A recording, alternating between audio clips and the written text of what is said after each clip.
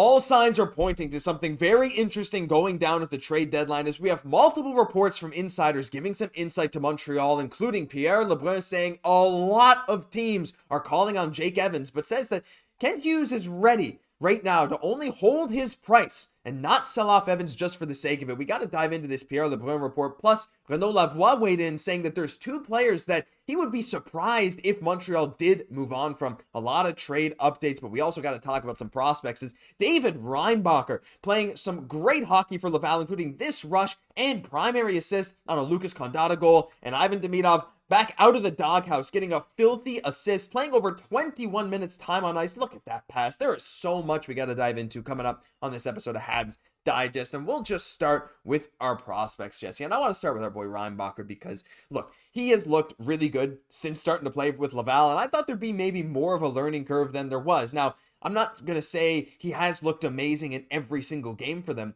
but when you see these clips of a guy, don't forget he's 6'3", 6'4", about 210, and he's moving like this up the ice, moving fast, creating offense. I've been very impressed with what I've seen from Reinbacher, getting his first point there in the game yesterday. I'm just really happy to see that he's seemingly meshing with the team right away. He does, and really look how easily he just enters the offensive zone. Like, this play is all him. Not only is he the one bringing the puck in the offensive zone, but also then really kind of putting it on a silver platter for Condata, then finish off what I may add as a very nice passing play from the Laval Rock, who, their play remains very strong here. So, I mean, like, with Reinbacher, I know, Josh, you feel the exact same way. Like, we had the same notes when we were looking at this. Like, Reinbacher is looking like Hudson with those offensive zone entries, just how easy it is. And that's a big thing in a lot of different ways. On the power play, obviously 5v5, it matters a lot. But that's like, when you're just such a great skater, that's the thing we said about Reinbacher, smooth. That's what that translates to, that smooth skater being super mobile. It's just really easy, smooth zone entries, just like his skating style is. So what this kind of creates, for Laval and obviously Montreal going forward, I think, just get me really excited. These are some small plays, but it says a lot about what David Reinbacher can really bring in the future. Absolutely. Like, that's exactly what I want to see from Reinbacher. We knew that he was great at these breakout passes, getting it out of his own zone, which is something he's still going to have to improve a bit on, because he does have some amazing ones and some that still get picked off, but it's still learning, right? The dude is still, that was his 15th game in the AHL, right? He still has a lot of time to go, but again, that smoothness of a guy that big, you see him barreling in on you, like, at that speed, it's like, it's hard to stop him. But he's not the only guy I want to talk about, Jesse. We got to talk about our boy Demidov too. Actually, I'll show the more updated stats. You can feel free to pause and look at this. This is a list of the KHL's leading scorers. Ivan Demidov is now 16th. He's only 3 points out of the top 10 in KHL scoring, now up to 48 points in 59 games. Now, the big story here was last game, he was benched 13th forward, didn't get a single shift. He came back today, Jesse, and had this amazing primary assist on this goal. He played 21-ish minutes time on ice, played 3.5 minutes on the power play, had a great assist like you're seeing here. He's unbelievable. I don't know what happened for Rothenberg to bench him, but clearly it's not one of these cases where all faith is absolutely lost. He's right back out there today, and he is dominating like we know he can. The fact that this guy might finish top 10 in KHL scoring as a 19-year-old, look at the ages of the people above him. There's one player there, Daniil Amerson, who's 22, and then there's another guy, Maxim Shabanov, there at 24 years old. Those are the only two other people above him that are under the age of 25, which is just insane to me. He's unbelievable. Yeah, definitely. And what you see on this play here, like, he is just whipping that pass across. Like, the amount of vision just to really know where all players, that's like with the greatest of all time. Like, just like with Wayne Gretzky, what really separated him is, like, that guy could sometimes be blindfolded in the ice and just know where everybody was. And this really helps in a situation like this, a little bit of a broken play, where even if he's not expecting it, just because of his situational awareness, he's able to whip that pass across so quickly there. And that's not even all of it for Demidov on this play. It actually starts off with some hustle in the defensive zone, where he's not the guy to get the puck out of the zone, but he contributes by really hustling, then kind of a second effort play by one of his teammates, and then kind of transitioning. So we see he's really focusing on that part of his game as well. Obviously, just the legendary season for him continues. Yeah, he's just going to keep breaking these records. I mean, who's to know where he's going to finish in terms of those, under 21, under 22, under 23 KHL seasons? Because right now, he is looking unbelievable, right? He is on historic pace. He was recently ranked by RDS. There was one person at RDS who did their rookie rankings, and well, I mean, I guess it's RDS, so there's no surprise, but Demidov was ranked as the #1 prospect in the NHL, and I think a lot of places, including here, have him there as well. Leave some love for Demigod down below. It's unbelievable what him and Reinbacher and the rest of our prospects have been doing, but it's time to move on to some trade talk, because the deadline, it's coming up. We're 5 days out from the trade deadline, and there's a lot of people talking about a lot of things, and the first thing I want to dive into is Renaud Lavoie at the intermission of the game yesterday, Montreal-Buffalo. He had this to say. Basically, just simply said, I would be surprised if they were traded when talking about Christian Dvorak and David Savard. Now, Dvorak, less surprising. I mean, although Dvorak had a great game against Buffalo yesterday, logging about 16 minutes, had 2 points. He's doing what he needs to do out there, which is kind of what Christian Dvorak is. He's not really a massive positive, not really a massive negative, just being what he is. But David Savard, Jesse, we've been talking a lot about how there can't be any world where he doesn't have any value, right? Like, we're genuinely surprised that there seem to be no teams knocking for him. But what I gather from this, and what I've gathered from hearing quotes about other people talking about Kent Hughes recently, is like, it wouldn't shock me if Kent Hughes' price for Savard is sky high, and at this point, with the Habs being in the position they're in, they're just willing to keep him if they're not getting, like, a ransom for him. And honestly, I'm totally cool with that. I really like hearing this update. And you're going to hear zero complaints from the Habs locker room either on this. In fact, it's a huge gesture of goodwill if they're not getting their asking price, that they kind of want to reward this team at this point and kind of, see what they can do here.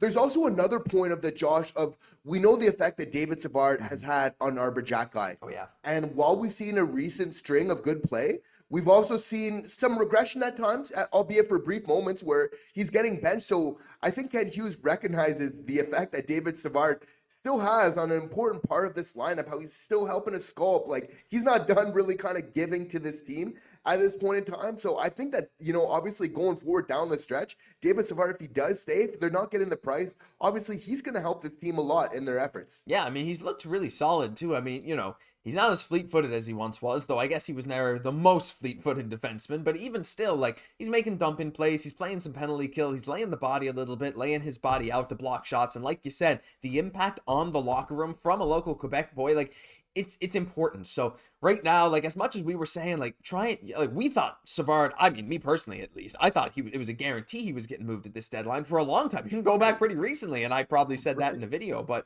honestly, at this point, with the state of the Habs, I'm not upset, especially considering how close we are now to the playoffs, Jesse, just 3 points out. Like, it's gotten a lot closer right now. 3 points out of the playoffs, only 1 point behind Boston, and they have 1 game in hand. Now, Ottawa, again, is 1 point ahead with 1 game in hand, but there's so much crazy stuff happening. But I want to also dive into another report from Pierre Lebrun, who's been given a lot of these updates. He seems to have some inside scoops on the Habs right now. And let's bring this up. He said that there's no shortage of calls coming on Jake Evans based on what I'm hearing around the league. Montreal's post-break resurgence obviously makes things interesting. As mentioned before, Habs have told teams they're okay keeping Evans if the asking price isn't met. Could go either way. And I think this is probably similar for a guy like Yoel Armia as well. Now, Armia's probably not going to be getting as many calls as a guy like Jake Evans just because his cap hits higher and Montreal may have to retain, which I'm not sure if they're willing to do that. But we have heard that they're shopping them also as a pair. So for everything he's saying here about Jake Evans, I kind of naturally include Armia in my thoughts too, Jesse. But once again, you have to imagine, we've heard second round pick is kind of what the Habs are going to want, at least for Evans.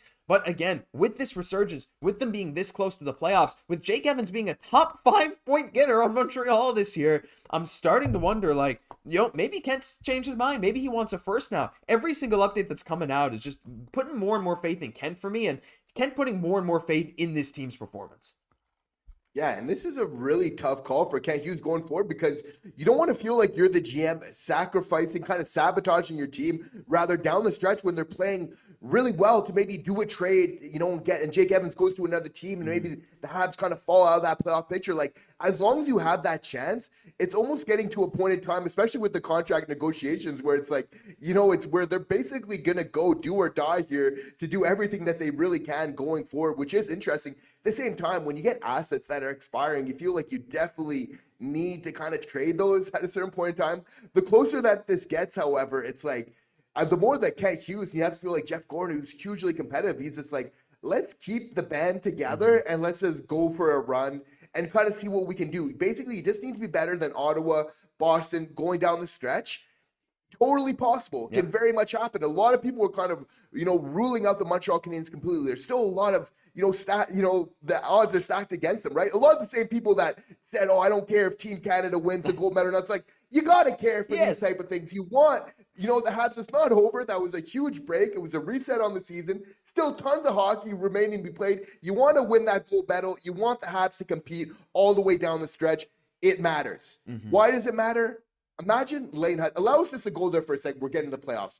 Imagine Lane Hudson in the playoffs. Like, this guy is going to be good. Like, you just go having the Habs in playoffs. You can say, okay, we're just lucky to get in there. All bets are off with this very young team who showed, Cole Caufield, so good in the playoffs. Nick Suzuki, I think Slaf will step it up with that tough play. But Lane Hudson, like, this guy's going to be a gamer. Like, just mark my words. Once you see him in his first playoff series, this guy very well could be the best player on the ice for both teams. I just feel very strongly about him that this guy just has a certain competitive edge that other players don't have. You then match that with the skill, the experience that he's getting from every game. He's almost feeding off the energy of the stakes being higher. I mean, all bets are off at that point. Yeah, that's a very high praise, but honestly, I'm on board with it. Like, just watching him every single night, the fact that he's learning as fast as he is, what he needs to do, what he can and can't do in the NHL is honestly crazy. Like, we're talking, 60 games into the season, and he's learning every single day. He also doesn't look tired, and he said as much. He's like, look, I'm not going to be tired. Like, I can stand it. I'm ready to do this, and he hasn't looked tired. He's the third leading scorer on the team. He's on pace to have the most points by a rookie defenseman since, the 80s, since, Brian Leach. It's unreal, the stuff he's doing right now, and, I mean, this team, again, has some great performers. Come playoff time, I mean, who knows what's going to go down? Who knows if there's going to be a trade? You see, Evans and Armia are two of the top 9 scorers on the team, which is, by the way, kind of nuts that Evans there is 5th. Also, a little side note, I just noticed when I'm looking at this, can we just start, if Nick Suzuki doesn't win the Selke, which whatever, it's fine. There's other players who are maybe deserving, but give him the Lady Big. Look at that, 6 penalty minutes and he's over a point per game. I'm just saying, I'm just saying, why not, right? Nick Suzuki's going to have lots of hardware before his career is over. I'm hoping, right? So anyway, let us know your thoughts on all this down below. There's a lot of stuff going to come and happen in the next few days and down the stretch into the rest of the season. Habs are hot right now, first 4-game win streak in multiple years. So we're just excited that you're along for the ride with us. That'll do it for this episode of Habs Digest. If you enjoyed, leave a like on the video. We'd really appreciate it if you did, and it helps us out more than you guys know, I promise. I'm Josh Gosse, my co-host, Jesse Poirier. We'll catch you in the next one.